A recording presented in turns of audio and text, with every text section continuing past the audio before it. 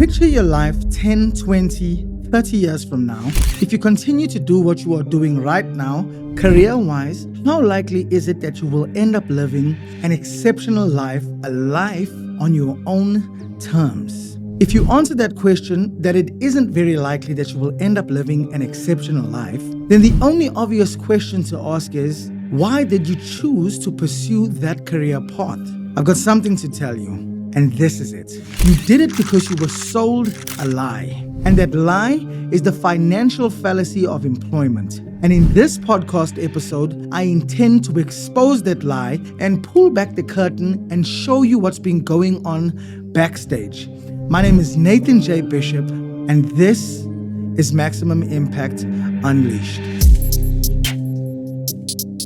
It's not only true that you have been sold a lie, but it's also true that that lie has been disseminated to society systematically for decades, maybe centuries. And that lie is the financial fallacy of employment. And so I want to start this podcast episode by unpacking what the financial fallacy of employment is. Like the poverty mindset, the financial fallacy of employment is the perverse lens through which most people look at the intrinsic nature of the economy. It is the idea that you can become wealthy working for someone else and that you can gain your financial independence dependent on the economic system.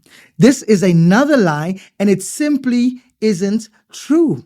While it's possible to become rich working for someone else, if we define being rich as accumulating a large amount of money, it is impossible to become wealthy working for someone else, because to work for someone else, you have to part with the thing that constitutes wealth, your freedom. And the longer you part with that freedom, the less wealthier you are. Riches can be measured in units of currency, because the more money you acquire, the more richer you are.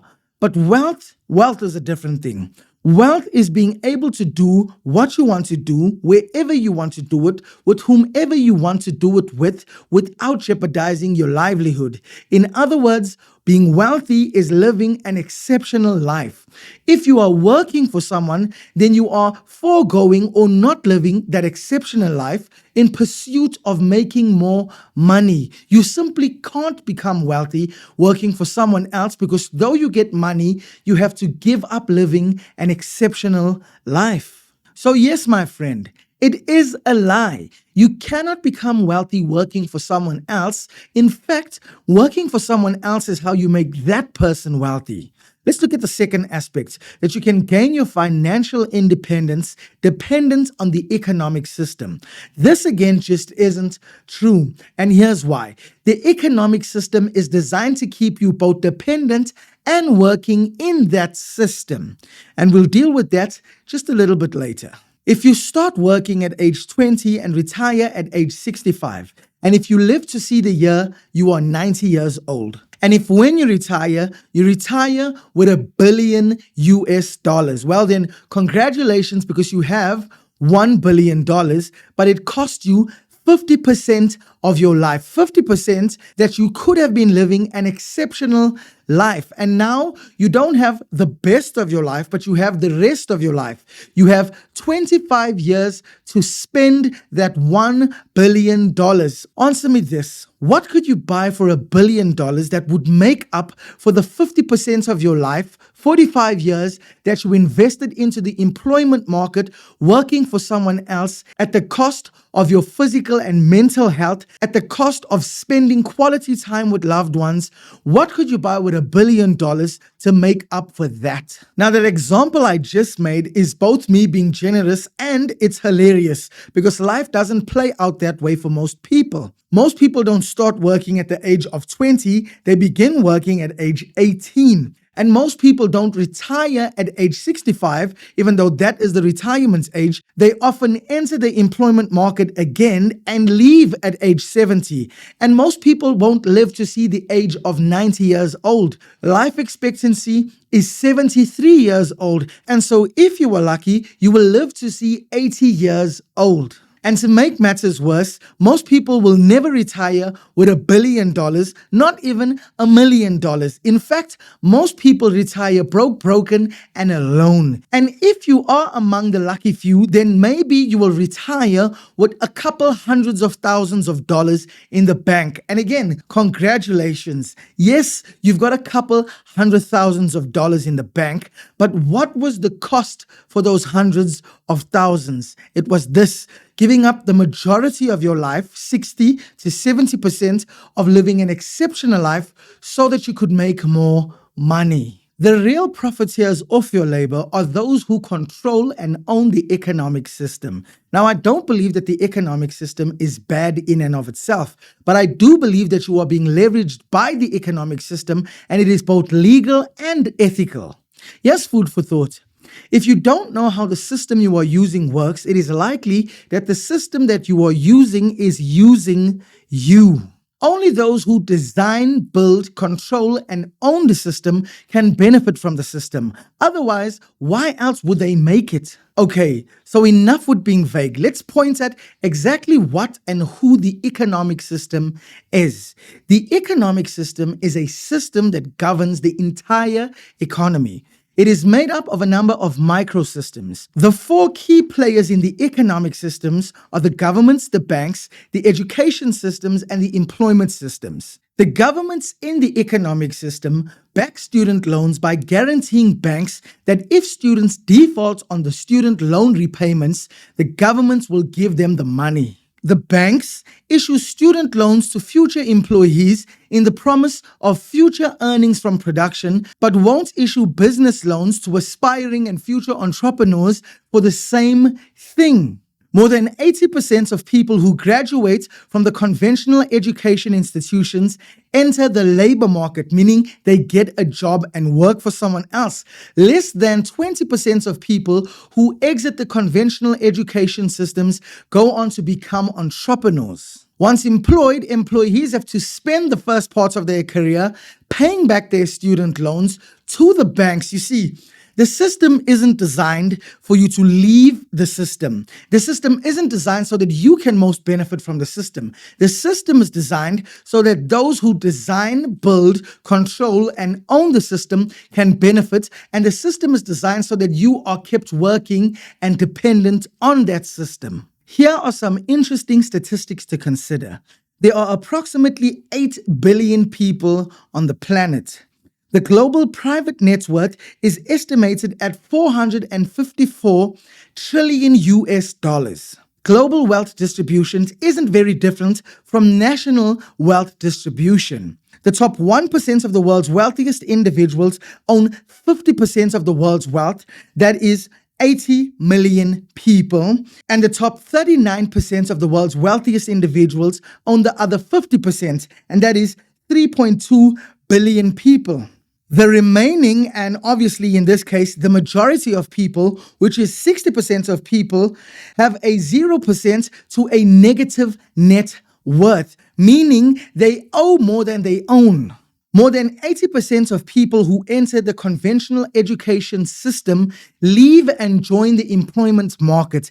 Less than 20% of people who leave those institutions become entrepreneurs.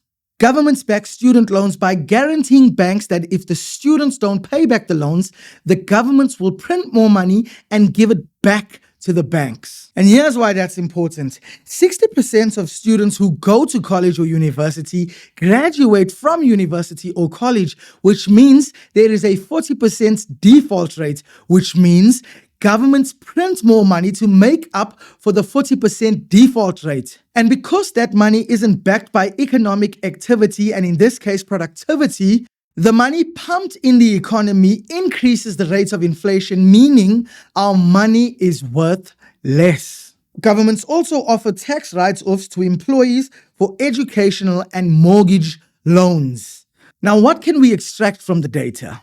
The system is clearly designed to keep you, or at least the majority of people, 80% of people, working in the system and dependent on the economic system. You see, the numbers are not in favor of the masses. More than 80% of people who enter these conventional education institutions leave and enter the employment market. So that is clearly the majority.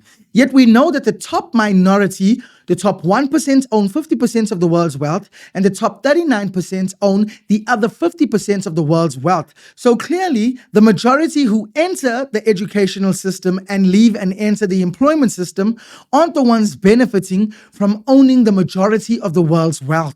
The data also shows that the majority of people have a 0% or negative percentage net worth to their names, meaning they owe more than they own. But hang on.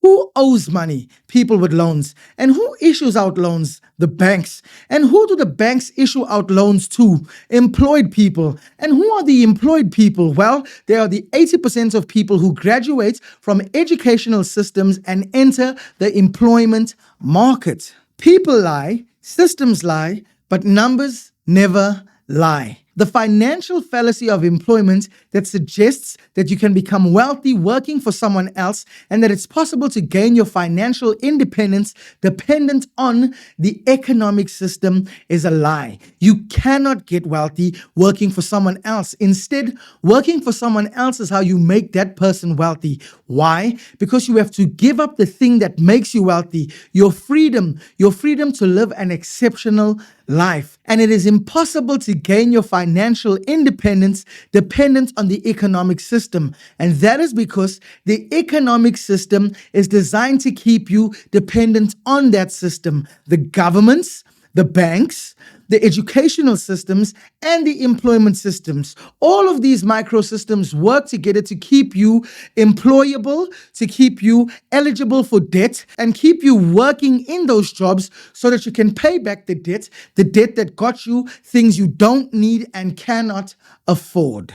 Based on the data, the average person will spend the first part of their career paying back their student debts, and they will spend the rest of their career gaining more debt, more loans, only to buy more stuff they both don't need and cannot afford. Which means you haven't earned your way of living, but instead you owe because of your way of living. You are not a vehicle, phone, or home owner, but a loan owner, and 3 defaulted payments on your loan accounts will have the bank repossessing what is actually theirs. Now, if you don't appreciate the gravity of the situation because you know of someone who studied a conventional route, got employed the conventional route, and retired and is now living what seems to be an exceptional life, I want you to ask yourself the question, is this person more representative of the rule to the norm, or are they more representative of the exception to the norm? Does the average person who goes to school, gets a job, and retires, is that person living an exceptional life? Or is that person more than likely broken, and dying alone, unhealthy, unhappy, and living a mediocre life? Someone without an identity, lost to themselves because they spent the best parts of their life working for someone else, and now they've got to use the rest of their life to figure out who and what they actually are. But let's not spend much time exploring the average person. Let's talk about you. Let's circle back to the question I asked at the beginning of this episode. When you picture your life 10, 20, 30 years from now, if you continue to do what you are doing right now career-wise, how likely is it that you will end up living an exceptional life, a life on your own terms? Is it true that you will live this life? Or is it more true that you will retire broken, and alone? Here's another interesting question to ask. Will you retire financially free? And by financially free, I don't mean that you don't have financial obligations. What I mean is you no longer have to trade your time and energy with the market to meet your financial obligations. In all truth, that was a trick question because it isn't about whether you will retire financially free, but rather how financially free you will be, because financial freedom is measured not in absolutes, but across a spectrum. If your annual cost of living is $6,000 and you retire with $60,000, then you will be able to live a financially free life for 10 years. That is not adjusting for inflation, and yet we know that inflation is inevitable. But living life financially free for 10 years is only one aspect to living an exceptional life. Now that you have all this time on your hands and you can do what you want to do, where you want to do it, with whomever you want to do it with, the only obvious question to ask is, do you know what you will do with all this freedom? What is it you most want to do? Where is it you want to do this thing? And with whom do you want to do it with? You see, most people who retire have never answered these questions for themselves because they had to give up the idea of living an exceptional life so that they could work to make money so that they could one day live an exceptional life. But now when the opportunity presents itself to live that exceptional life, they are left confused with no idea what they will do with all this freedom. It's not that the economic system is unfair. It's that believing that you can gain your financial independence dependent on the economic system is just untrue. It's not the way it works. You have to lose who you are to be effective in the economy as a worker and an employee. And when you finally get those years back and you've got all the money, you simply can't buy back all the time that you gave and you sacrificed at the altar of employment, the time away from your loved ones, the time away from your mental and physical health, the time away from exploring all the expressions of who you are to pursue an exceptional life. These are the 5 symptoms of someone who's been negatively impacted by the financial fallacy of employment. Number 1, if you live for the moment but have to pay for that moment with the rest of your life. Now, debt is a vehicle for you to do this, and impulse buying is a way for you to do this. Black Friday comes to mind.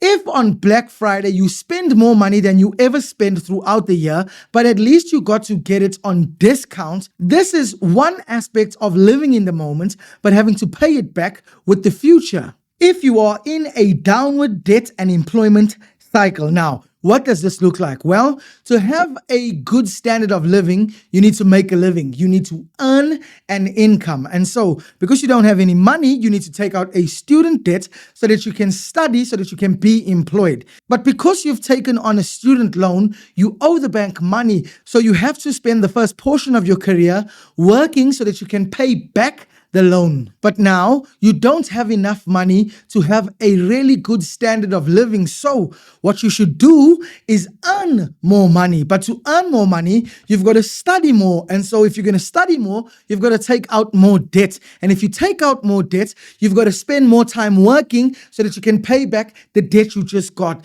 And this goes on and on and on. It is a downward employment and debt cycle. And if I said death instead of debt, it still makes the point.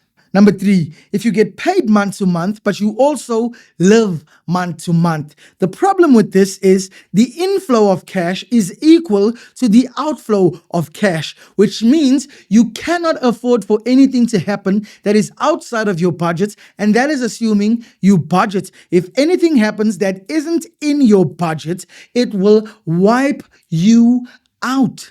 Number 4, if you depend 100% on a single source of income to sustain your livelihoods. This one really gets me because I was that person who was negatively impacted by the financial fallacy of employment. I relied entirely on a single source of income to sustain the lives of myself, my wife, and my son. And guess what? When I lost my job, I lost everything. We had to move from the house we had come to call home. We lost our car, depleted our savings, and after moving in with family member after family member, we ended up moving in with my wife's younger brother, my brother-in-law, and I was sleeping on the couch. This is the consequence of relying on one salary, and it is the byproduct of believing this lie, which is the financial fallacy of employment. Symptom number 5. If you favor stability and certainty over risk and opportunity, this is the life you want to live. You want to work an honest living, get paid an honest wage. You want to retire and live an exceptional life. This would be awesome if that was the way it played out in life, but that is just not the case. It never works out that way, at least not for the majority of people. What is more likely to happen is you will be used in the employment market, you will be compensated, but you will not earn your way of living. You will owe because of your way of living, and you will go down a vicious cycle of employment, debt, and you will study your way not to the top, but to the bottom of the economy. In Bible days, a slave was someone who owed a debt he could not pay. And because he couldn't pay off his debt, he had to work off his debt, working for the one he owed. If we look at life through the lens of the Bible, and I'm not saying you have to, then even today, there are still slaves, employment slaves. Or why else do you think your time away from work is called your free time? It's because whilst at work, you aren't free. You aren't living an exceptional life. You are trading your time and energy, that exceptional life, for more money, so that one day in the future, you can hopefully live an exceptional life. Well, the data doesn't support it. There is also this very interesting paradox between employment and debt, and this is it. Employment is quite a double-edged sword. While it's a blessing that your employment or your job allows you to pay off your debt, it's also true that your employment or your job is what qualified you for debt in the first place. I do not believe that the economic system is problematic. I really don't believe that. I also don't believe that there is any value in saying that you are the one who is problematic. What is problematic is believing that you can become wealthy working for someone else and that you can gain your financial independence dependent on the economic system. This just isn't true. But the reason that you and I behave the way we behave is because of our belief system, because our beliefs determine our behavior and our behavior determine the likely outcome.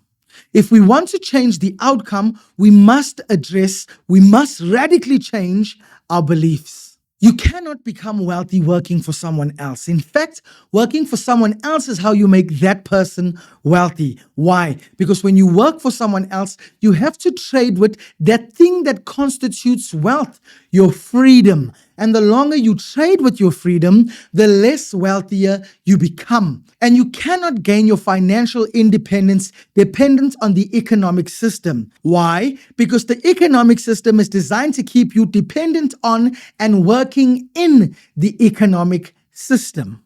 So what can we do to live an exceptional life, a wealthy life, a life where we are financially free? The first thing to understand is that there is a fundamental difference between being rich and being wealthy. Being rich is accumulating a large amount of money, but being wealthy is being able to do what you want to do, wherever you want to do it, with whomever you want to do it with, without jeopardizing your livelihood. If it makes you money, it will make you rich. But if it both makes you money and frees up time for you, it will make you wealthy. While it's possible to work your way to riches, it is impossible to work your way to wealth. If you want to be wealthy, you must own your way to wealth. And ownership comes by two routes and two routes only. Either you invest in or buy income-producing assets that appreciate in value at a rate higher than the rate of inflation, or you build income-producing assets. I want to end this podcast episode by showing you a unique relationship that exists between the owner, controller, and designer of a system and the components within the system, using a vehicle as an analogy. Now, a vehicle is a system designed to take you from point A to point B as safely as possible.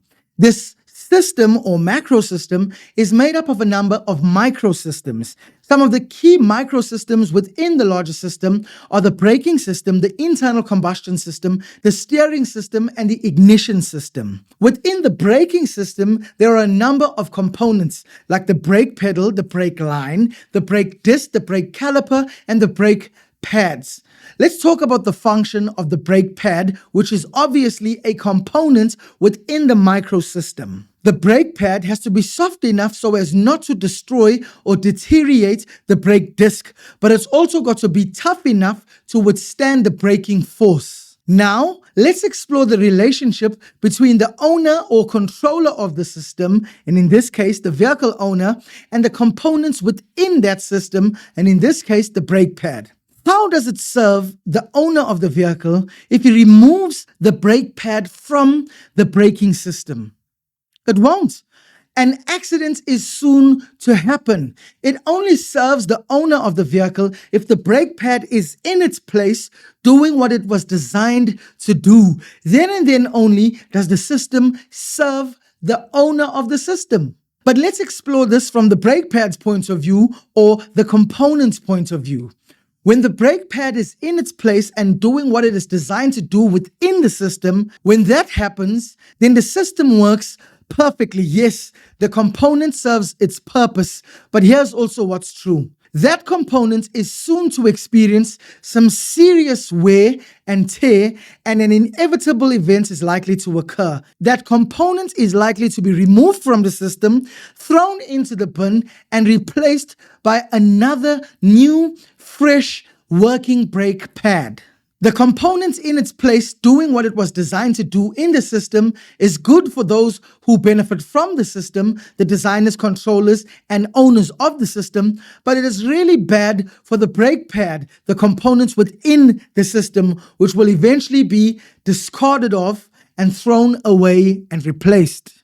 While a brake pad can't be anything but a brake pad, in that it doesn't have any agency, you and I can be more than we are. We can and should be more than just components, component labor in the economic machine that is churning out results that benefit not us in the system working in it, but those who own and have designed the system. Over the next few episodes, I'm going to show you what you can do to break free from the financial fallacy of employment, to build your own system so that you can benefit from that system, to transition from components within the system to owner, designer, and the person benefiting from the system you build. The financial fallacy of employment is a lie, and you don't have to believe it anymore. My name is Nathan J. Bishop, and this is Maximum Impact Unleashed.